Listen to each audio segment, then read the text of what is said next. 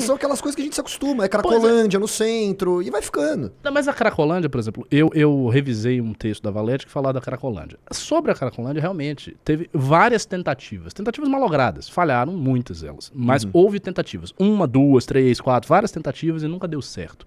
Mas em relação ao combate da criminalidade em sentido amplo no Brasil, eu não vejo essas tentativas macro. Já que agora tem um planejamento, sei lá, Brasil sem crime. E aí lança uma frente ampla disso, um planejamento mesmo, que reestruture tudo, que vai desde o Código Penal até o funcionamento das polícias. E agora nós vamos aplicar esta solução aqui. Que Sabe qual foi a última? Não tem. Qual foi? A última que eles tentaram grande assim pra resolver? Desarmamento.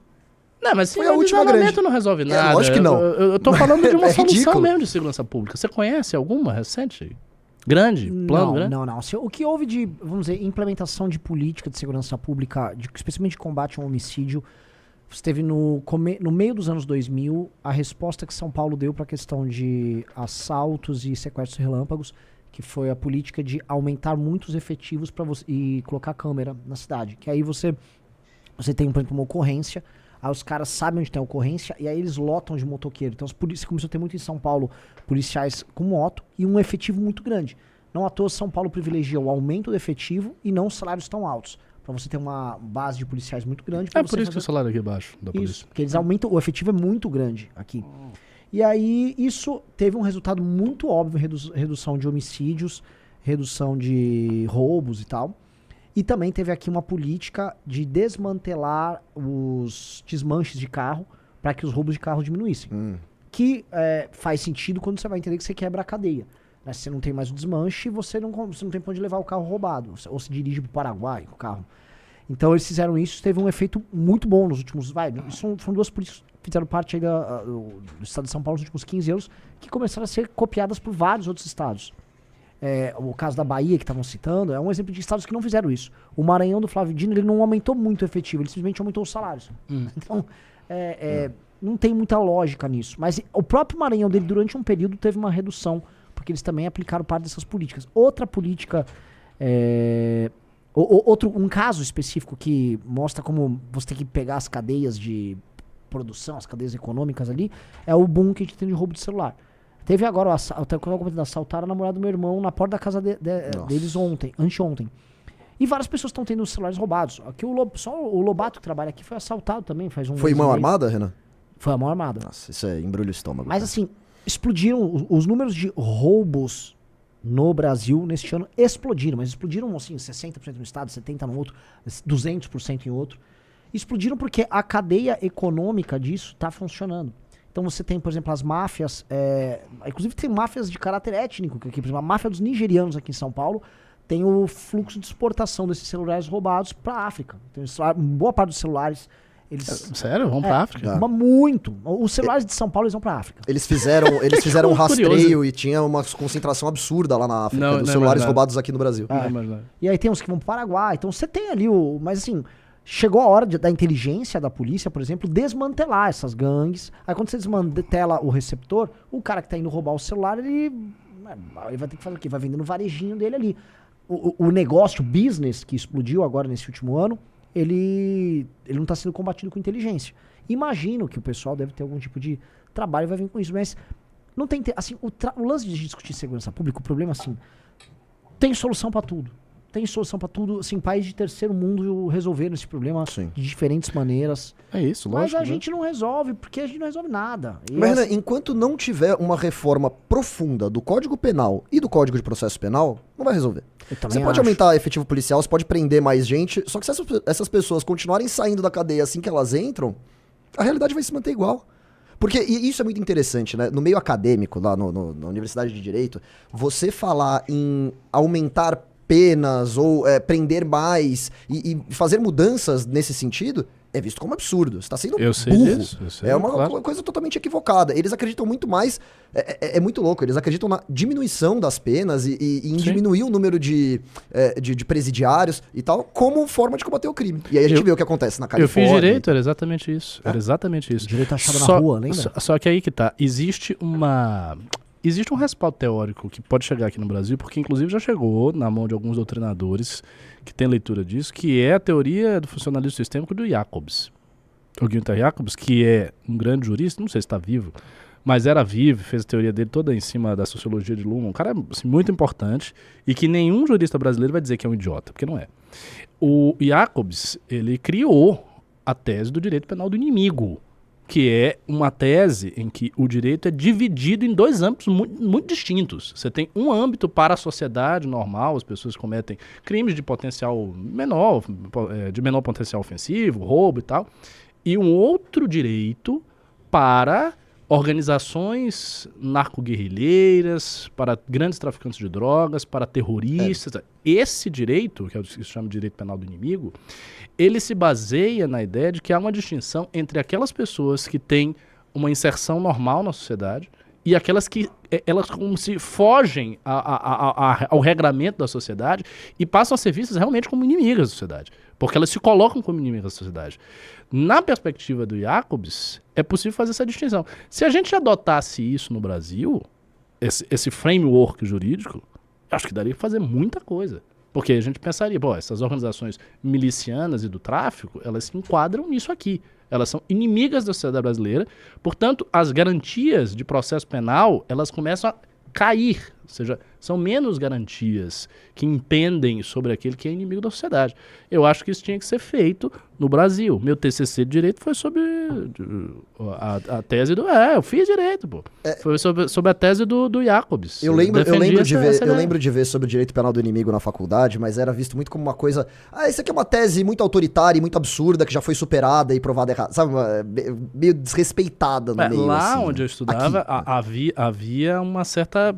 Assim, um certo respeito à obra do Jacobs como doutrinador. Enfim, eu acho que isso deveria ser recepcionado no Brasil. Sim. Tem autores que começaram a recepcionar, autores importantes, mas, enfim, não procede. Só um ponto que é legal de colocar, sabe o que é? Olha só, o Estado brasileiro é capaz de adotar medidas arrojadas quando ele obtém alguns consensos. O inquérito do Alexandre de Moraes é isso. Ele só está sendo direcionado a algum tipo de inimigo específico. Mas assim... A elite brasileira se propôs, num determinado consenso, falar: esses caras são os nossos inimigos da democracia aqui. E deu certo. E eles venceram. Até porque assim, o inquérito do Alexandre de Moraes não tem nada a ver com o inquérito que vai investigar, por exemplo, quem matou esses rapazes lá na praia. O inquérito dele é super rápido. O processo não tem penas pesadíssimas, exato. É tudo muito drástico. Sim, exato. E aí entra uma coisa que assim, o inquérito do Alexandre de Moraes, que é comemorado por essas pessoas, ele prova que eles mesmos sabem que o modelo que é oferecido de direito penal, processo penal e inquérito não funciona no Brasil. Exatamente, perfeito. E tanto que o próprio Alexandre de Moraes já citou e os defensores já citaram. Assim, você vai combater como golpista. Então, você vai combater como o assassino. Você vai combater como o quadrilheiro. Mas aí são vítimas da sociedade, né? Diferente de pessoas contra a democracia que foram lá e quebraram prédio público. Meu Deus, que monstros. Mas o Marcola é uma vítima. É um coitado, né?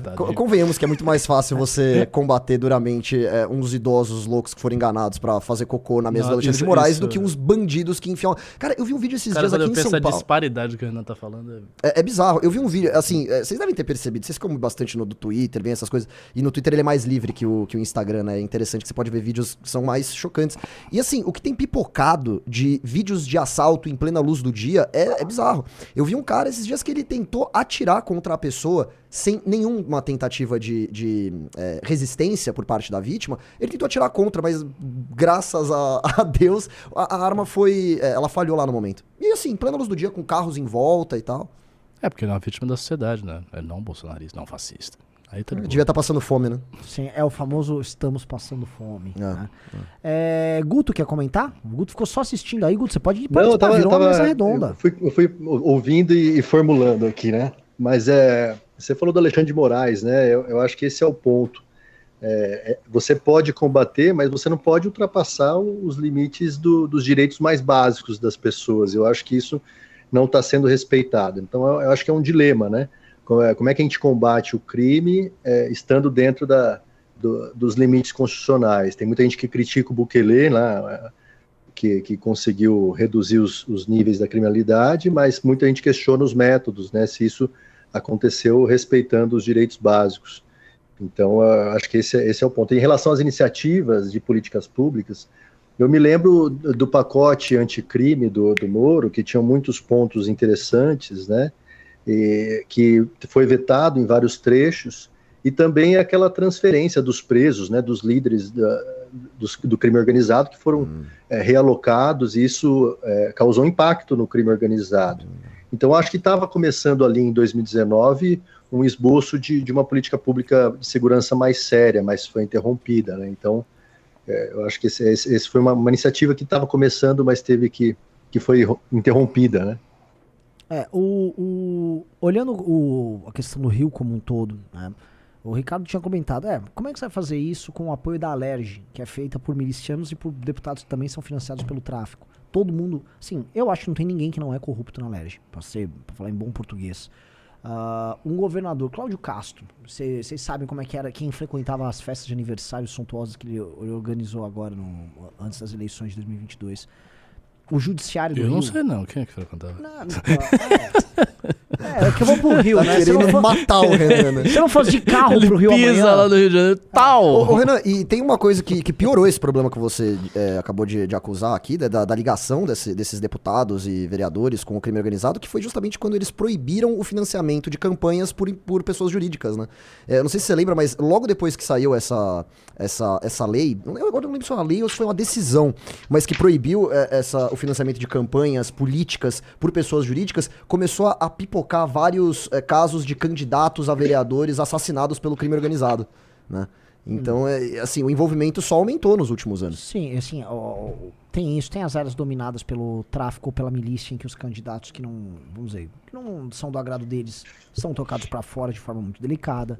Então, assim, obviamente, o Rio de Janeiro não é um estado, assim, não há Estado democrático de direito. Fica esse papo de Estado democrático de direito, aqui, sabe, democracia, aquele bando de Vera Magalhães falando... O Rio de Janeiro isso não existe. O Rio de Janeiro é uma ficção jurídica. É uma ficção jurídica com uma guerra campal acontecendo ali e todo mundo meio que tudo bem, a vida vai seguindo, mas não tem que seguir. O lance, assim, quem se proporia isso? O lance, assim, quem a gente podia... Ninguém se propõe. E, na verdade, vamos voltar pra questão Bolsonaro que o Guto colocou. Teve um presidente que tinha esse discurso e não andou com nada sobre isso. Isso que eu ia perguntar. O pacote anticrime foi uma espécie de ensaio sobre... Não foi nada. O pacote anticrime foi quando o Bolsonaro viu que lá para agosto de 2019 essa pauta estava começando a tomar o debate, era uma pauta do Moro, o Bolsonaro trabalhou para não passar. E todo mundo sabe que ele trabalhou para não passar. Porque ele tinha medo do Moro como, vamos dizer... protagonista. Né? Ameaça eleitoral a ele. Então ele foi lá e ele mesmo sabotou. E ele gostou de sabotar. Então, também, né, enfim... eu já não sei muito o que...